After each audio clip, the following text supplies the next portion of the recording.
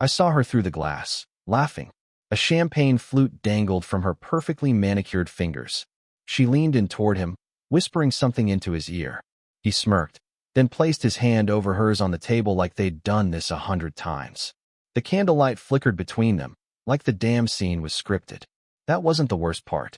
The worst part was that she was wearing the same red dress she had on the night I proposed. I stood outside that overpriced restaurant in downtown Chicago, hands in my coat pockets, watching the woman I had shared my bed with for 7 years cozy up to a man I'd never seen before. I wasn't angry, not at first. I was frozen, numb, like my body refused to catch up with my brain. I didn't kick the door open. I didn't cause a scene. No, I walked in calmly, sat at the bar just 5 tables behind them. She hadn't seen me. She was too busy flipping her hair and batting her lashes like some high school cheerleader desperate for the quarterback's attention. He looked like a walking cliché. Rolex, smug jawline, blazer with no tie. Probably some finance prick named Kyle or Trent. I ordered a whiskey. Neat. Then I asked the bartender for a pen and a napkin. The words came to me faster than I thought they would. No shaking. No hesitating. Just truth in black ink. Enjoy your dinner. The divorce papers will be on your desk Monday. Tell your friend. I hope he can afford your taste. I'm done funding it. I folded the note and flagged the waiter. Slipped it into his hand with a tip bigger than the steak she was cutting into. Told him which table to drop it at. I watched him walk across the floor like a soldier carrying a grenade. The moment he placed that note next to her wine glass, I saw her face change. Like she got hit in the chest. She didn't even read it all before she shot up from her chair. She scanned the room, eyes wide, mascara slightly smudged. Guilty. Panicked. Exactly how I wanted her to feel. I turned my back before she could spot me and walked out the door. Cold air hit my face like a slap, but it felt cleaner than the air in that place. More honest. Let me rewind a little. You need to understand the woman she pretended to be before I tell you who she really was. Her name's Ashley. Ashley Carter. Blonde. Big green eyes. The kind of woman that men stare at in grocery stores and assume she's out of their league. And for years, I thought she was out of mine. I met her at a conference in Vegas. She was supposed to be there supporting her friend, ended up at the bar where I was celebrating a contract win. She laughed at my jokes, touched my arm when I spoke, leaned in when she talked. All the signs, all the tricks, and I fell for them like an idiot chasing fireworks. She moved in 6 months later. Our lives blurred into one account, one house, one bed. She was never the overly affectionate type, but I chalked it up to her being independent. She hated being called wifey. She said it made her feel like property. I respected that. I respected everything about her, even when it meant I had to dim my own light just to keep her comfortable. Turns out, she wasn't uncomfortable. She was just uninterested. Back to the restaurant. As I walked away from that place, I realized something sickly satisfying. She wasn't embarrassed about what she did. She was terrified someone else knew. That's the difference. Cheaters don't fear guilt. They fear exposure. That night, I didn't go home. I checked into the Marriott by the lake, ordered room service, and opened the bottle of whiskey I'd been saving for our anniversary. She never noticed it missing. Of course not. She was too busy trying to build her little fantasy life with someone who didn't even know he was walking into a house I still owned. But I wasn't going to act rash. No yelling. No begging. No second chances. I had evidence. I had peace. And I had time to plan every next move down to the last pin in the map. And trust me, Ashley wasn't ready for what I had planned. The next morning, I woke up to 12 missed calls from Ashley and 3 voicemails. I didn't listen to them. I stared at the screen, watching the notifications stack up like unpaid bills, and felt nothing. Not rage. Not sadness. Just nothing. She knew I saw her. That note shattered the little bubble she'd been floating in. And now? Now she was scrambling to do damage control. Typical. Instead of answering her, I took a long shower, ordered breakfast to the room, and sat by the window overlooking the lake. I started making a list, names of lawyers, accountants, security firms. I wasn't going to just walk away. If she wanted to play dirty, I was going to show her what ruthless looked like. By noon, she was parked outside the hotel. How she found me, I don't know. Probably tracked me or bribed someone. She called again, then texted, "We need to talk. Please, just come down." It's not what it looked like. That made me laugh out loud. Not what it looked like. She had her hand on his knee. Ashley. In the same dress I bought her for our engagement dinner. I waited another hour before I walked down. Not for her. I just wanted to see how long she'd wait. She jumped out of the car like she'd seen a ghost when I walked through the doors. Her makeup was different, softer, more innocent. She was trying to look broken, vulnerable. Maybe it worked on other men. Not anymore. Jason, she said, voice cracking like she practiced it in the mirror. I said nothing. Just stood there, letting her squirm in silence. She took a step forward. Can we go somewhere to talk? Just us. Please. No need. I replied flatly. I already heard everything I needed to hear last night. Your laugh said more than your lies ever could. She flinched, but forced a tear. It was dinner. Just dinner. He's a friend. From where? The dating app you forgot to delete. Her face dropped. Exposed. How long? I asked. Her eyes darted sideways. It wasn't serious. How long? I repeated. She hesitated. 5 months. 5 months. She looked surprised I didn't explode. Truth is, I'd already burned through the anger. That moment at the restaurant. That was the funeral. Everything else now was just burial. I stepped closer. You used my money to buy the wine. You wore the dress I gave you. And you looked at him like I was dead. Her lip trembled. I didn't mean to hurt you. No. I said, my voice turning cold. You just didn't think I'd catch you. She looked down, guilty. For show. Always for show. I was lonely, she muttered. Then you should have told me. Not replaced me. I walked away. She followed. Jason, please. I made a mistake. No. I said without turning. You made a choice. That night, I changed all the passwords. Canceled her access to every card. Froze the joint account. She still had the house key, but I was having the locks changed by morning. By midnight, she was sending long paragraphs. I still love you. Let's go to therapy. Don't give up on us. But I didn't reply. I forwarded the text to my lawyer. Screenshots. Dates. Her confession. Everything. She wasn't my wife anymore. She was an operation. And I was about to execute it with precision. 2 days later, she showed up at my office. My assistant, Melanie, buzzed me. Ashley Carter's here. She's refusing to leave. I didn't even sigh. I just stood, straightened my cuffs, and said, send her in. 2 minutes. Ashley walked in like she owned the place. Tight black skirt, crocodile tears already in place. She looked around the office like it still belonged to her. It didn't. I leaned on the edge of my desk, arms folded, watching her struggle to figure out what version of herself she needed to be to win. The sweet wife? The seductress? The victim? She tried all three in the first 30 seconds. I miss you, Jason, she said, walking toward me slowly. I've been losing my mind since that night. You've had 5 months to figure things out. I cut in. Now you've got 2 minutes. Talk. Her voice cracked. I made a stupid mistake. He didn't mean anything. I don't know, trying to feel something. You were always working, and I felt invisible. I nodded slowly. So, to feel visible again, you dressed up in the clothes I bought you, drank my wine, and let some stranger paw at you over a filet mignon? That flicker of rage in her eyes, there it was. The real her. The part she tried to hide behind sobs and mascara. I'm not some prostitute, Jason, she snapped. No, I said calmly. They're at least honest about what they're doing. She took a step back like I slapped her. You're cruel, she whispered. I shrugged. I'm precise. Her voice rose. So what now? You just cut me off? After everything we've built. Everything I built. I corrected her. You were a passenger. And now you've been dropped off. I gave you my best years. No, Ashley. You gave me your prettiest ones. You kept your best for someone else.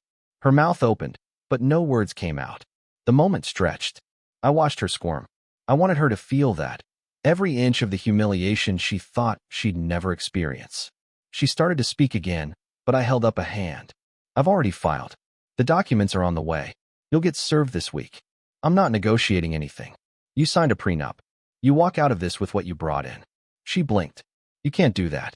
I've been your wife for 7 years. And I've been your sponsor, I interrupted. But I don't fund liars. She stormed out then, slamming the glass door so hard Melanie looked up from her computer. I sat back in my chair, calm. There were no cameras. No shouting. No revenge speech. Just clarity. That kind of betrayal doesn't deserve theatrics. It deserves silence and a swift exit. Later that night, I drove past the house. Her car was gone, but the lights were still on. I pulled up the security cam feed. She was in the bedroom, my bedroom, packing bags. Talking on speakerphone. I boosted the audio. I think he's serious this time, she said. Yeah. The account's frozen. I'm gonna need a place to stay. No, I haven't told him about the condo. Yet. The condo. That was new. I smiled. She thought I didn't know. She always thought she was the smarter one. But I'd had a PI on her for a month. I knew about the downtown condo under a trust name. I knew about the gifts she gave him. I knew about the bracelet that her friend got her, that actually came from his Amex. I knew everything. And I hadn't said a word. Because real power doesn't scream. It waits. And then it takes everything back in silence. The next morning, I had the condo seized. Technically, she didn't own it, not directly. But the trust that paid for it?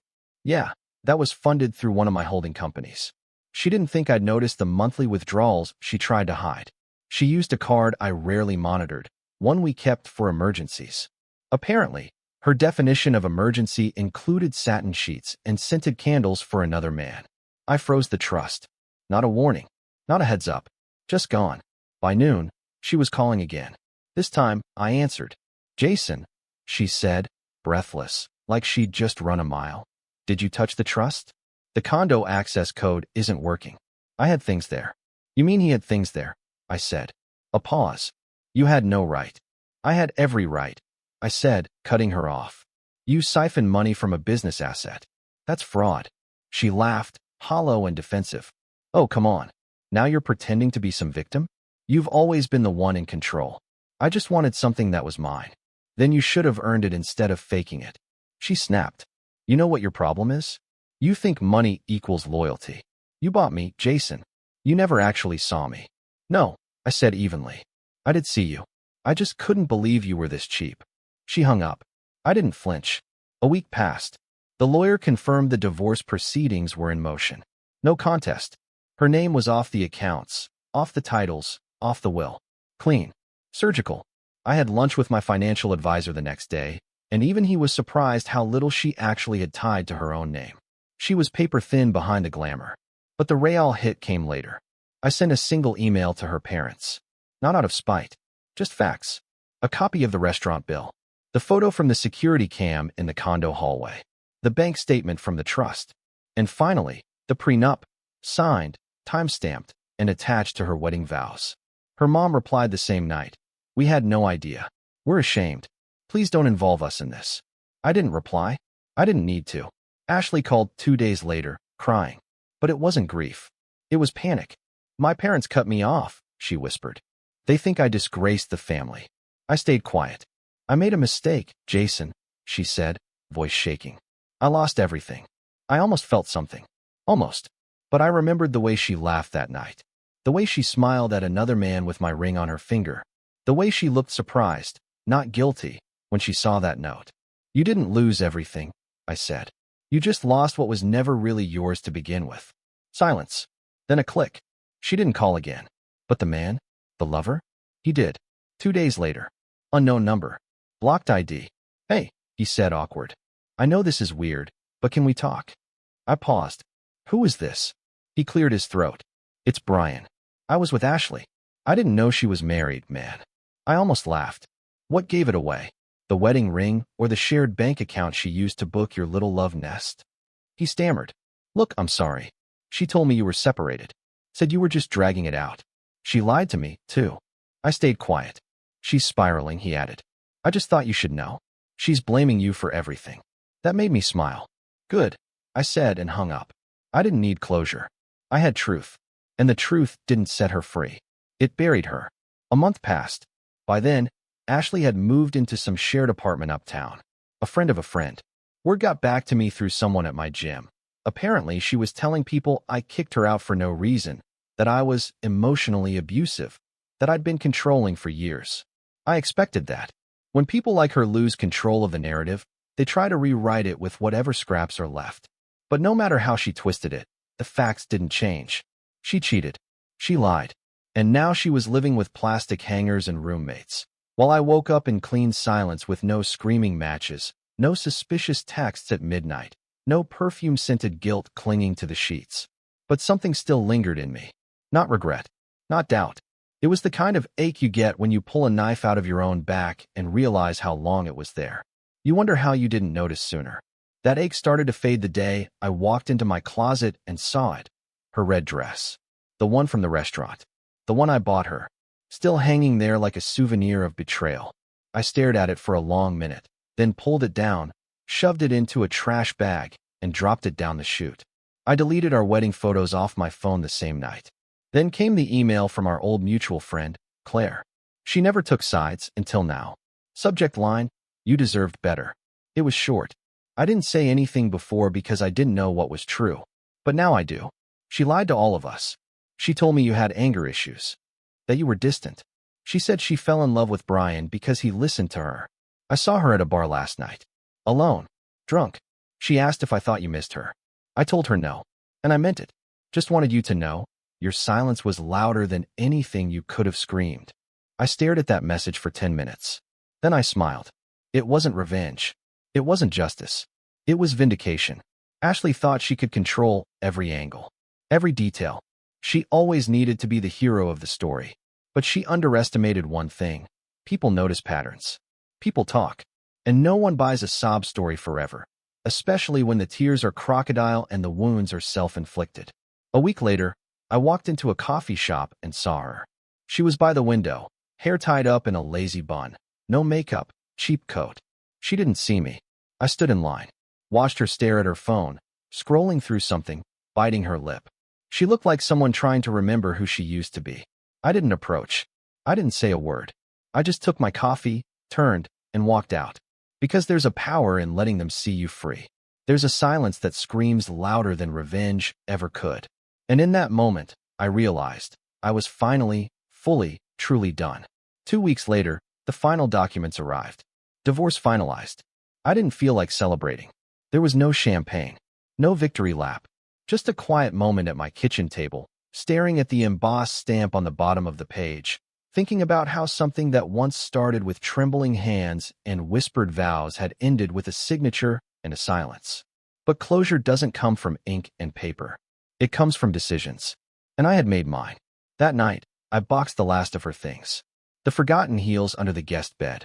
The stupid mug that said, "Wifey," in gold script she never even liked but insisted on displaying for show. The photo album her mom had made us, still wrapped in the same paper she'd put it in years ago, never opened. I dropped it all at her sister's place with no note. No warning. Just left it on the porch and walked away. The next morning, I had a message on my voicemail. "Ashley again. I got the box," she said, voice low flat. "You didn't have to do it like this. You didn't have to be so cold." I deleted the message. Because I wasn't being cold. I was being clean. I wasn't angry anymore. I was past that. Now, I was just free. The real twist? Brian left her. I heard about it through Claire again. Said he couldn't handle the emotional roller coaster. She apparently spiraled after realizing he wasn't the safety net she thought he'd be. He didn't have my patience. Or my wallet. Or my tolerance for manipulation dressed as affection. One night, I walked past that same restaurant where it all started. The one with the candlelit tables and the wine list thick enough to be a novel. I didn't go in. Just stood outside in the exact spot where I first saw them together. And I remembered. Not her. Not the betrayal. I remembered the power of staying silent, slipping the waiter that note, and watching her whole world shift without me having to raise my voice. That was the real turning point. I didn't need to catch her in bed. I didn't need a private investigator's camera shot. All it took was watching her be herself when she thought I wasn't watching. That's the thing most men don't understand. You don't lose when she cheats. You win when you walk away with your dignity, your name, and your soul still yours. She wanted to break me, but she only broke the illusion. Now I sleep deeper, smile easier, and every time I see a red dress walk by, I don't feel pain. I feel grateful, because sometimes the best thing someone can do is show you exactly who they are. 3 months later, I bumped into her sister at a charity event. We weren't close, never had been, but she approached me cautiously, wine glass in hand, with that look people wear when they've heard too much and waited too long to say anything. "Jason," she said, offering a tight smile. "Didn't expect to see you here." "Same," I replied, nodding politely. There was a pause. Then she looked down and sighed. "Ashley's not doing well." I didn't say anything. Didn't need to. "She told Mom you cut her off emotionally years ago, that you stopped trying." I let out a quiet laugh. "Of course she did. But, she continued, she also admitted something after too many drinks. She said she thought you'd forgive her, that you'd come crawling back because you were too proud to be alone. Her words, not mine. I raised a brow. And what do you think? She looked me in the eye. I think she's realizing you were the only thing holding her life together. I nodded once. That's the thing about parasites. They only realize they need the host when the feeding stops. She didn't respond to that, just sipped her wine and quietly walked away. It wasn't bitterness that drove that answer out of me. It was clarity. I was no longer emotionally entangled, no longer questioning myself in the mirror every morning, wondering if I wasn't enough. I was enough. I was just standing in the wrong story. A few days later, I got a letter in the mail. Handwritten. No return address. I recognized the handwriting immediately. Ashley. The note was short. Barely a paragraph. Jason, I don't expect you to read this, but if you are, I want to say I'm sorry. Not because I got caught, but because I destroyed something real for something that never was. You didn't deserve the lies. You didn't deserve the gaslighting. You were good to me, and I was cruel. I don't know who I am anymore. But I hope you're okay. I hope you're happy. I hope you're free. Ashley. I didn't feel triumphant reading it. I didn't feel validated. I just felt done. I folded the letter in half and slid it into the back of a drawer I rarely opened. Not to revisit. Not to hold on to. Just to mark the final page in a story I never wanted to write in the first place. Weeks passed. I started seeing someone new. Someone who didn't flinch when I spoke with conviction. Who didn't treat emotional honesty like a weakness. Who didn't play games with affection or ration her attention like it was currency. It felt different, because I wasn't chasing approval anymore. I was moving with intention. You learn something when a person you trusted sets fire to everything you built together. You learn what you're made of when all that's left is ash. And me? I wasn't made to burn. I was made to rebuild. 6 months from that night at the restaurant, I stood in front of the mirror, buttoning my shirt, calm. Not the fake calm I used to wear like armor. The real kind. The kind that comes after a war, when the smoke clears and you realize you're still standing. That every scar is stitched, every ghost silenced, every memory drained of its poison. I grabbed my keys and headed out. No plans. Just fresh air. The sun was setting behind the skyline, casting that golden blur across the city that always made things feel possible again. I wasn't haunted anymore. I wasn't waiting for her to apologize again. I wasn't replaying what I could have done differently. Because sometimes, the best revenge is nothing. Not cold stares. Not dramatic speeches. Just walking away, letting her scream into silence, while you rebuild quietly. She wanted me crawling. Instead, I stood taller. She wanted me shattered. Instead, I sharpened every piece she broke and built something unshakable. Now, I live. I breathe. I laugh at things again. Real laughs. The kind that don't feel like a performance. And if I could say one thing to every man sitting in that numb silence right now, wondering how she could look you in the eyes while kissing someone else behind your back, it's this. You didn't lose her. She lost you. And no matter how loud her lies echo, the truth always outlasts them. So don't chase. Don't beg. Don't try to fix what was meant to fall apart. Let her go. Then rise. Not for revenge. Not for applause. But because you were never meant to live in the shadow of someone who only loved themselves. You were meant to rise. Clean, unshaken, and untouchable. And trust me, she'll remember that silence for the rest of her life.